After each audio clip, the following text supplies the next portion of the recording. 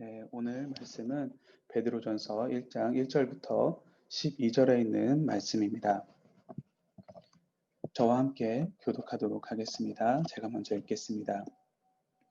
예수 그리스도의 사도 베드로는 본도와 갈라디아와 갑바도키아와 아시아와 비두니아 지역에 흩어져 사는 나그네 곧 하나님 아버지의 미리 하심을 따라 성령의 거룩하게 하심으로 예수 그리스도께 대한 순종과 그분의 피부림을 얻기 위해 택하심을 받은 사람들에게 편지를 씁니다. 은혜와 평강이 여러분에게 더 풍성하기를 빕니다. 우리 주 예수 그리스도의 아버지 하나님을 찬양합니다. 하나님께서는 그분의 풍성하신 긍휼을 따라 우리를 거듭나게 하시고 예수 그리스도를 죽은 사람들로부터 살리시어 산 소망을 얻게 하심으로 여러분을 위해 하늘에 쌓아둔 썩지 않고 더러워지지 않고 새하지 않는 유업을 얻게 하셨습니다. 여러분은 마지막 때에 나타내려고 예비하신 구원을 얻기 위해 믿음으로 인해 하나님의 능력으로 보호하심을 받고 있습니다. 그러므로 여러분은 이제 온갖 시험을 당해 잠시 근심하게 됐으나 오히려 크게 기뻐합니다. 그것은 여러분이 당하는 믿음의 시련이 불로 단련해도 없어질 금보다 더 기에 예수 그리스도께서 나타나실 때 칭찬과 영광과 존귀를 얻게 하려는 것입니다. 여러분은 그리스도를 보지 못했으나 사랑합니다. 지금도 여러분은 그분을 보지 못하지만 믿고 말할 수 없는 영광스러운 기쁨으로 즐거워합니다. 이는 여러분이 믿음의 결과로 영혼의 구원을 받기 때문입니다. 이 구원에 관해서는 여러분이 받을 은혜에 대해 예언한 예언자들이 열심히 찾고 연구했습니다. 그들은 자기 안에 계신 그리스도의 영이 그리스도께서 당하실 고난과 그 뒤에 나타나실 영광에 대해 미리 증거하실 때 그리스도의 영이 무엇을 가리키며 어느 때를 지시하는지를 알아보려고 살폈습니다. 12절 함께 읽도록 하겠습니다. 예언자들이 섬긴 이 일은 자기들을 위한 것이 아니라 여러분을 위한 것이니 여러분에게 계시됐습니다. 이제 이 일은 하늘에서 보내신 성령 안에서 복음을 전하는 사람들로 인해 여러분에게 전파된 것이며 천사들도 살펴보기를 간절히 바라는 것입니다. 아멘.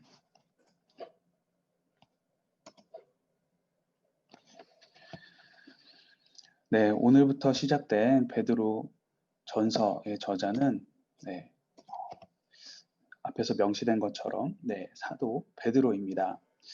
본 서신서를 기록할 당시 베드로는 로마에 머물러 있었던 것으로 많은 학자들이 추정을 합니다. 본 서신서의 수신자 받는 이들은 소아시아 일대에 흩어져 살고 있던 성도들로서 당시 이방 사회에 살면서 여러 가지 고난을 겪고 있었습니다. 드러내지 않고 그리스도인을 밝히기 어려웠던 당시 정황상 여러 경제적이고 그리고 사회적 불이익을 감수하면서 이들은 나그네로 살아가고 있었습니다.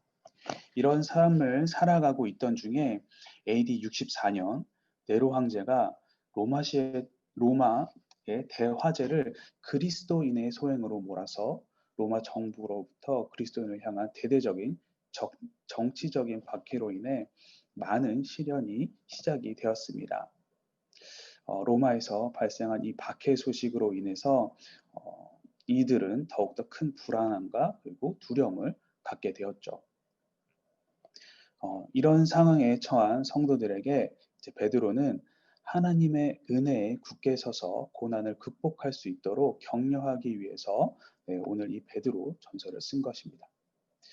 비록 지금 우리가 어려운 삶을 살아가고 있지만 영적으로는 하나님의 택하심을 받은 거룩한 족속이고 그리고 영원한 기업인 천국을 향한 순례의 길을 가는 거룩한 나그네들이라고 신분적 정체성을 확인시켜 줍니다. 그리고 고난에 대한 어떠한 인식과 그리고 어떠한 자세를 가지고 이것을 극복해야 되는지를 이 서신서를 통해서 알려주고 있죠. 오늘 말씀 베드로전서의 시작인 1절을 보면은 베드로는 자신을 그리스도의 사도라고 설명을 합니다. 그러면서 이 편지를 받는 성도들을 가르쳐 명하기를 1절 끝에 흩어져 사는 나그네다라고 이야기를 하고 있습니다. 이 말은 디아스포라 유대인 성도만을 지칭하는 것은 아닙니다. 이방인 성도들을 포함한 소아시아 지역에 살고 있는 모든 성도들을 가리키는 말이면서 궁극적으로는 이 세상에 살고 있지만 이 세상에 속하지 않고 천국을 향해 천국을 본향 삼아 나그네처럼 살아가고 있는 모든 세대의 그리스도인들을 가리키는 은유적인 표현인 것입니다. 이처럼 세상에 흩어져 사는 나그네와 같은 삶을 사는 성도들에게 베드로가 가장 먼저 이야기한 것은 3절 하나님을 찬양합니다. 하나님을 찬양합시다 라는 것입니다. 하나님을 찬양하고 경배하는 것, 이것이 우리가 고난과 시련 속에 취해야 할 마땅한 삶의 태도라는 것이죠. 하지만 시련과 고난, 곧 죽을지도 모르는 그런 상황 속에서 이 말을 들었을 때 쉽게 아멘이란 말이 나오지 않습니다. 그런 상황에 닥치면 답답하고 깜깜하고 두려운 마음에 불평과 불만과 그리고 하나님에 대한 원망이 쏟아져 나올 것입니다. 지금 우리가 살아가고 있는 시대를 보면은 기독교인이라고 해서 육체적인 탄압을 받는 일은 아직까지 거의 없습니다. 하지만 기독교가 점점 무시를 당하고 그 악의 무리라고 하는 거짓된 타이틀을 뒤집어 씌우려고 살아가고 있는 시대에 우리는 살아가고 있습니다. 그래서 내가 기독교인입니다라고 밝히는 것을 상당히 두려워해서 숨기는 사람들이 점점 늘어나고 있습니다. 하지만 두렵고 내가 무시를 당한다고 해서 자신이 그리스도임을 숨기는 이러한 모습이 바른 그리스도인의 삶이라고는 할 수 없을 것입니다. 이럴 때일수록 우리가 해야 되는 것은 바로 하나님을 찬양하는 것입니다. 이집트의 종으로 끌려가 억울하게 옥살이를 하던 요셉은 자신의 삶을 놓고 하나님을 원망하고 불평하지 않았습니다. 그가 보인 것은 하나님을 찬양하는 것이었죠. 하나님을 믿고 경배하다가 사자굴에 갇힌 다니엘도 죽음의 문턱까지 왔을 때도 여전히 하나님을 찬양하는 모습을 우리는 성경을 통해서 볼 수 있습니다. 이러한 모습이 하나님의 자녀된 자들의 바른 모습이고 고난 속에서도 하나님을 찬양해야 된다는 것은 언제나 변하지 않은 영적인 진리입니다. 우리가 이런 고난 중에 하나님을 찬양할 수 있는 이유를 베드로는 거듭남이라고 이야기를 하고 있습니다. 우리는 죄인에서 의인으로, 불순종의 자녀에서 순종의 자녀로, 그리고 어둠에서 빛으로 거듭났습니다. 바로 죄의 문제가 해결된 것이죠.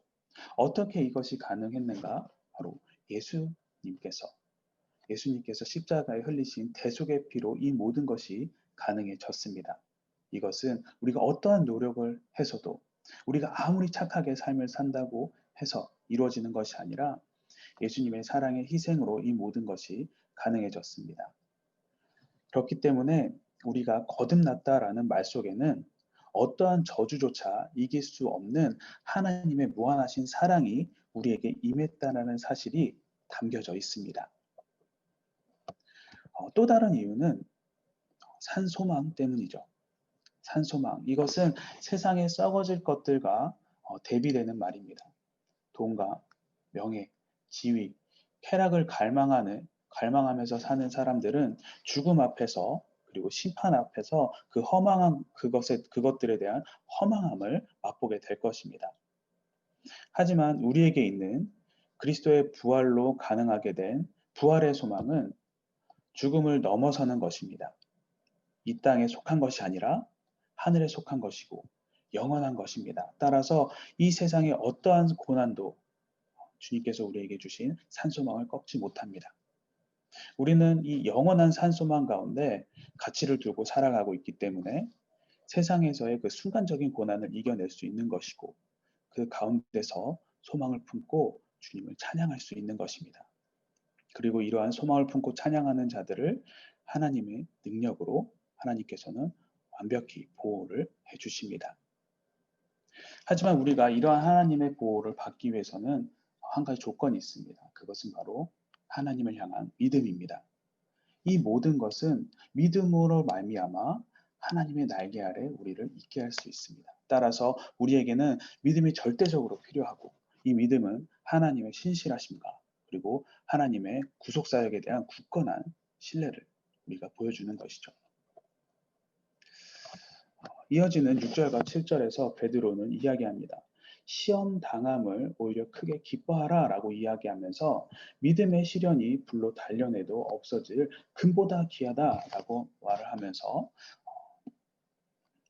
믿음을 황금에 비유를 하고 있습니다. 황금은 본래 황금만으로 있지 않습니다. 돌 속에 소량으로 섞여 있죠. 금이 섞인 이 돌을 그래서 용광로에 넣어서 거기서 순금만이 분리되어서 나오게 하는 것이죠. 즉 자연 상태의 금광석에서 순금을 차치해내는 그 과정 가운데 필연적으로 무엇이 필요한가? 바로 용광로에서의 그 재련이 필요합니다. 마찬가지로 우리들의 그 믿음의 진위를 가리기 위해 하나님의 자녀들이 정금같이 나오기 위해서는 바로 불같은 시련을 당하는 것은 어찌 보면 당연한 과정일 것입니다. 아마 이번 코로나 사태가 우리들 삶 속에서 믿음을 재련하는 그 용광로와 같은 그 과정 중에 있지 않나 생각을 해봅니다. 이러한 시련을 통하여 깨끗하고 순수한 믿음으로 단련된 자들은 예수님의 재림 때에 하나님으로부터 칭찬과 영광과 존귀를 얻게 될 것입니다. 베드로는 구원이 믿음의 결과이며 그것의 시작은 우리에게 은혜를 베풀어 주기로 작정하신 하나님으로부터 시작됐다라고 이야기하면서 이 구원이 우리에게 오기까지 행해진 예언자들의 노력을 이야기를 합니다. 이 선지자들에 대하여 학자들, 이 그 예언자들, 이 선지자들에 대해서 학자들 가운데 이들은 신약 시대에 활동했던 예언자들이다, 선지자들이다라고 이야기하는 학자들도 있습니다. 하지만 그 뒤에 이어지는 11절에서 언급하고 있는 그리스도의 영, 그리스도의 영이 그들 속에 역사한다는 것은 구약 시대에 활동하신 그리스도의 선제성을 의미하는 것으로 해석이 되어지기 때문에 여기서 언급하는 예언자들이라고 하는 것은 예언자들은 구약 시대의 예언자들로 보는 것이 전체적인 흐름상 더 합당할 것입니다. 이러한 구약의 예언자들은 기도와 묵상을 통해서 자신들에게 주어진 하나님의 계시의 의미를 이해하려고 노력을 하였고 그 중에서 대표적인 인물이 바로 다니엘일 것입니다. 베드로는 이런 구약의 예언자들이 그리스도의 영이 무엇을 가리키며 어느 때를 지시하는지 살폈고 그것을 우리들에게 전파하였으니 우리들이 잘 살펴보기를 간구를 합니다. 예수 그리스도가 구원에 이르는 유일한 길임을 그분의 자녀된 권세를 주는 것을 사실을 잊지 말라고 우리들에게 다시 한번 언급을 하고 있는 것이죠. 그렇다면 이러한 사실을 우리는 무엇을 통해서 알 수 있는가? 10절에 보면은 은혜에 대해 예언한 예언자들이 열심히 찾고 연구했다. 그리고 복음을 전하는 자들로 인해 여러분에게 전파된 것이다 라고 이 표현을 통해서 우리는 이것이 구약에 쓰여진 말씀이다 라고 추측을 할 수가 있습니다. 곧 그리스도의 영이 받으실 고난과 후에 얻으실 영광을 미리 증거한 이 구약의 말씀은 하나님께서 감추셨던 비밀을 풀 수 있는 지침서와 같은 역할을 한다라는 것이죠.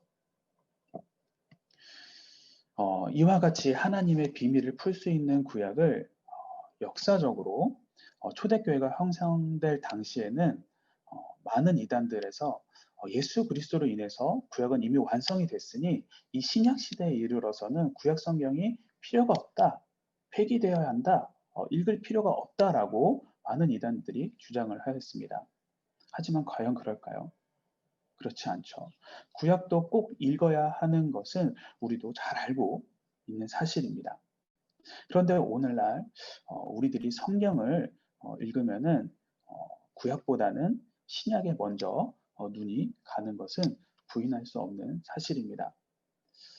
저도 아직 성숙하지 못해서인지 스토리가 있는 구약이 아니면은 솔직히 신약을 더 많이 읽고 싶을 때가 더 많습니다. 겉으로 보면은 구약은 역사적인 이야기들이 많이 담겨져 있는 역사서처럼 보이고, 신약은 성경의 진리에 대해서 좀 더 구체적으로 설명이 되어져 있는 것 같습니다.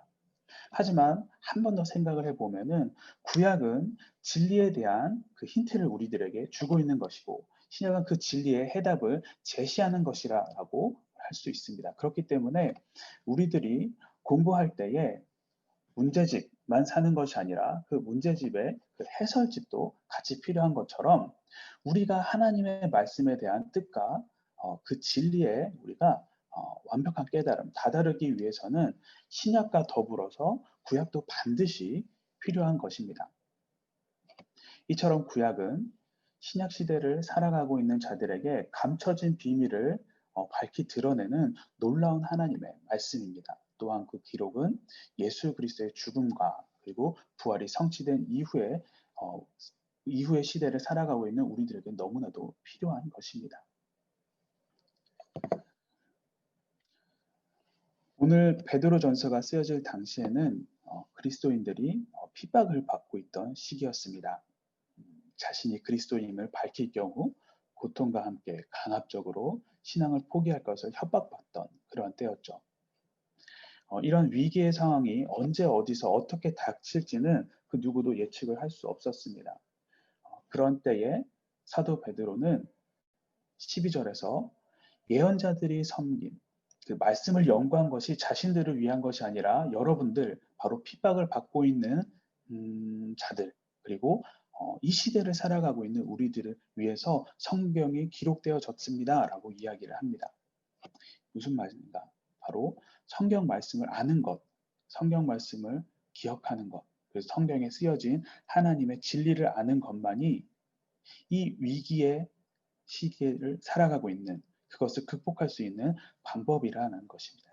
곧 흔들리지 않는, 그 어떠한 상황 속에서도 흔들리지 않는 믿음을 갖기 위해서는 우리가 하나님의 말씀을 알고 그 뜻을 기억하면서 살아가야 한다라는 것이죠.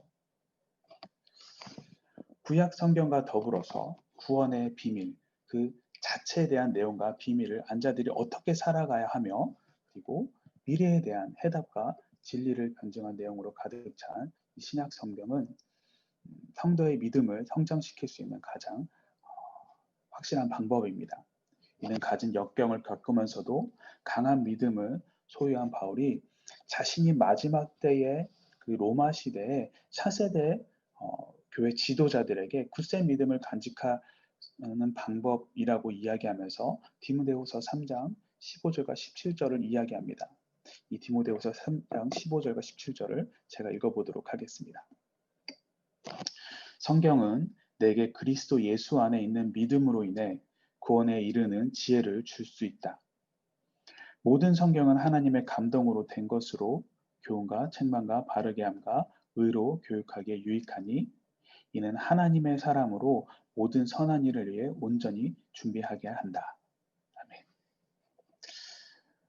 우리들이 믿음의 성장을 구하는 자들이라면 주님께서 주신 그 말씀과 떨어져 살 수는 없습니다. 그렇기 때문에 우리는 말씀을 언제나 꾸준히 연구하면서 주님이 주신 말씀의 뜻을 알기 위해서 열심히 노력을 해야 할 것입니다. 성경은 우리에게 언제나 진리를 알려주고 구원의 길을 보여줍니다. 또한 삶 속에서 우리가 어떻게 살아야 하는지를 알려주죠. 그렇게 성경을 통해서 알려주신 것들을 우리는 우리의 삶을 살아가면서 성경 말씀에 순종하며 적용하며 살도록 열심히 노력을 해야 할 것입니다. 그렇게 할 때 믿음의 시련도 우리는 이겨낼 수 있고 영원한 승리의 자리에서 주님을 예배하게 될 것입니다. 사랑하는 성도 여러분, 믿음이 연약해질 수 있는 이 고난과 역경의 상황 속에서 베드로가 흩어져 사는 나그네들에게 믿음을 굳게 하는 방법으로 제시한 그리스도의 영이 무엇을 가리켜 어느 때를 지시하고 있는지 알아보려고 살폈다라는 이 말씀을 잊지 않고 기억하면서 말씀과 함께하는 삶, 그래서 믿음이 굳건해지는 삶, 그리고 천국 소망을 품고 사는 삶을 사시기를 간절히 소원합니다. 오늘 말씀을 가지고 우리 함께 기도하도록 하겠습니다. 첫 번째, 어떠한 상황 속에서도 두려워하거나 원망하지 않고 산 소망을 품고 주님을 찬양할 수 있도록.